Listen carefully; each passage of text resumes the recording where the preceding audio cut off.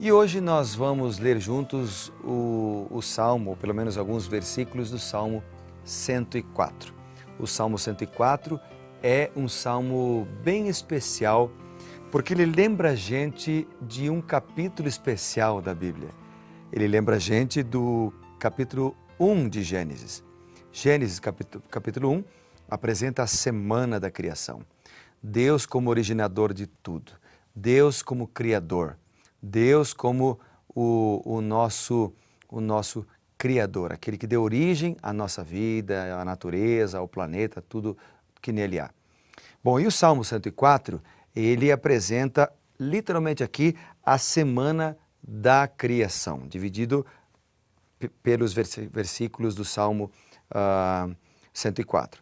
Vamos lá então, vamos dar uma olhada? Bom, primeiro ele começa dizendo o seguinte: bendize, ó minha alma, ao Senhor. Senhor, Deus meu, como Tu és magnificente, sobrevestido de glória e majestade. O Salmo apresenta, portanto, a Deus como um Deus poderoso, um Deus de glória, um Deus de majestade, um Deus que pode todas as coisas, um Deus bondoso. Mas depois, ele segue falando de Deus como um Deus criador. Por exemplo, nós temos aqui no verso 1 e no verso 2 a mensagem que faz alusão ao primeiro dia da criação. No primeiro dia da criação, Deus criou a luz. E aqui no versículo 2, última parte do verso 1 e de maneira especial o verso 2, ele fala da luz como de um manto. Tu estendeste o céu como uma cortina. Depois, no versículo 2 até o versículo 4, ele fala aqui uma mensagem que nos lembra do segundo dia da criação. No segundo dia da criação, Deus fez separação entre o firmamento e as águas. E aqui ele tem uma mensagem mostrando justamente isso. Por exemplo, ele fala das águas no verso 3, ele também fala das nuvens, ou seja, do firmamento, também no verso 3. Então, do finalzinho do verso 2 e o verso 3, a mensagem do Salmo 104 nos remete ao segundo dia da criação. É muito importante essa mensagem do Salmo 104, porque nos lembra que nós não viemos do acaso. Nós não somos frutos de uma evolução contínua. Nós fomos planejados por Deus, que é o nosso originador. Na sequência do Salmo, nós temos então uma lembrança do terceiro dia da criação. No versículo 5, por exemplo, ele fala aqui: lançaste os fundamentos da terra. Nos lembra da terra firme e das plantas que surgiram no terceiro dia da criação. Ele também fala dos montes, elevaram-se os montes, no verso 8. Depois ele fala no verso 9, puseste as águas divisa. Foi justamente isso que aconteceu no terceiro dia, quando ele então dividiu as águas da parte seca, fez surgir a parte seca, né? Depois ele vem falando várias outras coisas, como por exemplo no versículo 14, ele diz aqui: fazes crescer a relva para os animais e as plantas para o serviço do homem. Então aqui ele coloca o surgimento das plantas, da vegetação como um todo. Tudo aquilo que aconteceu no terceiro dia da criação. Já o versículo 19 nos lembra do quarto dia da criação, quando Deus criou os luminares, lembra-se? Ele criou lá o sol para governar o dia, que é um maior luminar, e a lua para governar a noite. Dividiu as estações e tal. Então aqui, no versículo 19, ele menciona o sol. Ele diz assim, o salmista: fez a lua para marcar o tempo, e o sol conhece a hora do seu ocaso. Ele menciona os dois, né? O sol e a lua. Faz uma referência, então, ao quarto dia da criação, quando Deus cria os luminares. E então nós chegamos ao versículo 24, que é o centro do Salmo 104. No verso 24, nós temos aqui, então, neste verso central, a apresentação ou uma exaltação a Deus. Ele também celebra, como se ele celebrasse a criação de Deus. Quando o salmista diz: que variedade, Senhor, nas tuas obras, todas com sabedoria as fizestes. Cheia está a terra das tuas riquezas. Então, ele, como se ele parasse um pouquinho de lembrar dos dias da criação, e ele exalta o nome de Deus. Na sequência, nós temos então aqui os outros dias da criação sendo lembrados do Salmo 104. Por exemplo, no versículo 25, ele fala do quinto dia da criação. Ele lembra do quinto dia da criação.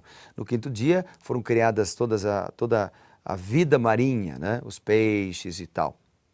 E então ele diz aqui, eis o vasto mar imenso, no qual se movem seres sem conta, animais pequenos, animais grandes. Por ele transitam os navios e o monstro marinho que formaste para nele folgar. Ele dá ênfase aqui ao mar. Obviamente que no quinto dia também foram criadas as aves, mas aqui no Salmo 104 ele dá ênfase ao mar e à vida marinha. Depois nós temos do versículo 27 até o versículo 30 uma lembrança do sexto dia da criação. No sexto dia da criação nós temos então o dom da vida, não é?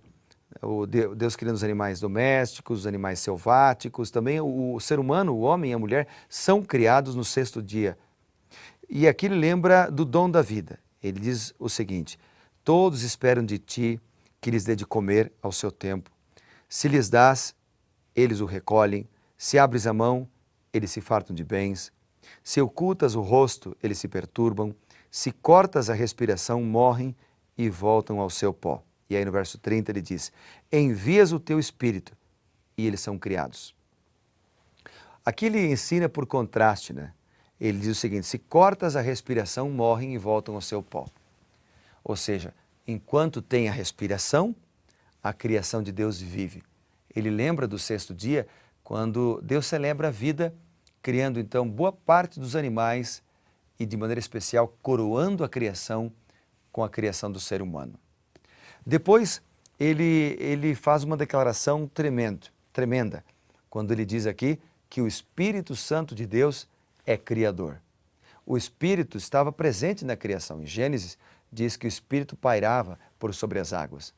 Na criação, nós temos a presença de Deus o Pai, nós temos a presença de Deus o Espírito Santo, mencionado lá e mencionado aqui no Salmo 104 também, e em outros textos da Bíblia, como por exemplo, Jó menciona que o Espírito do Senhor me fez. E lá no Novo Testamento nós temos, lá no Evangelho de João, no livro de Hebreus, mencionado que Jesus também participou da obra da criação. Então toda a Trindade estava envolvida no processo da criação do mundo. Então, para completar este ciclo da lembrança da Semana da Criação, o Salmo 104 lembra do sétimo dia.